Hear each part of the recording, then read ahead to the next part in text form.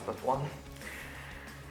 Is it possible to get 8 if I have never lived in the UK or the US? Yeah, I mean, I have never lived in the UK or in the US, and I have never been there. Yeah, even though I have traveled in some countries, I have never been in the UK or in the US. But yeah, I'm here and I have an 8. So yeah.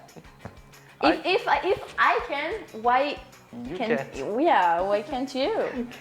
And that's the thing that this guy here told me just a week before I took my IELTS exam, and he had already his 8, and I was so nervous. I really thought that I haven't prepared myself enough, and I really didn't. And I told him that I wanted an 8, but I thought I wasn't sure that I'm gonna get it and stuff.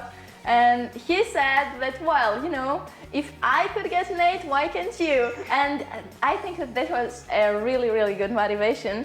And here I am, and thank you. Sure, because as I said, I'm too lazy. If I could get 8 with my laziness, with my kind of preparation, definitely those who prepare will get 8. And so that's why that was the motivation that I always give to other candidates, to my friends, to everybody.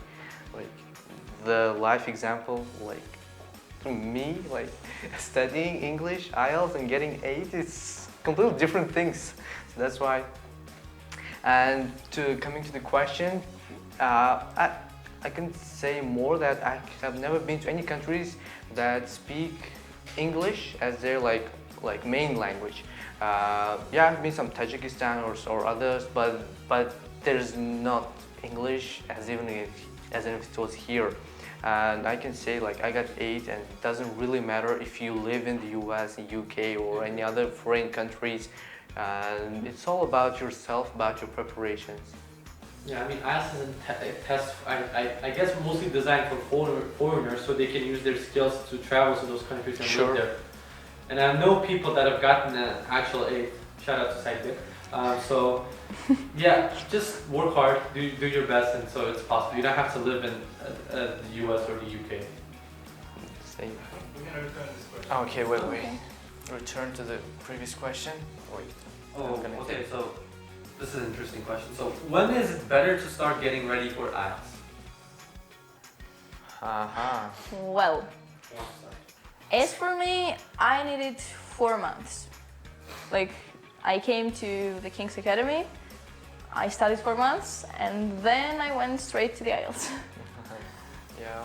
So they're asking about when, don't they? So I think it doesn't really matter when to start beginning your, your preparations, because I started in October. It was about in autumn, and I think you said you began in winter, and I think it doesn't.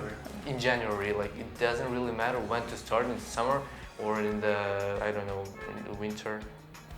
I guess it depends on when you're taking the actual exam. So did you think about that before you were like, focusing on when you want to start studying? Nope. I picked up the date because I wanted to see when I'm gonna finish the course, my IELTS course, and then immediately I wanted to take IELTS. The closest one was in January 20 or something, and it was like too early because my courses wouldn't end yet, and I was like, I'm gonna prepare for more 10 days and it's gonna be fine. And the nearest one was 2nd of February. It was like just after my January courses ends. It was like in the end of the January, and immediately in 2-3 days I'm gonna take my IELTS test. It was like perfect for me. Yeah, I did the same thing. Yeah, so I guess as soon as possible, the sooner the better, right? Yeah.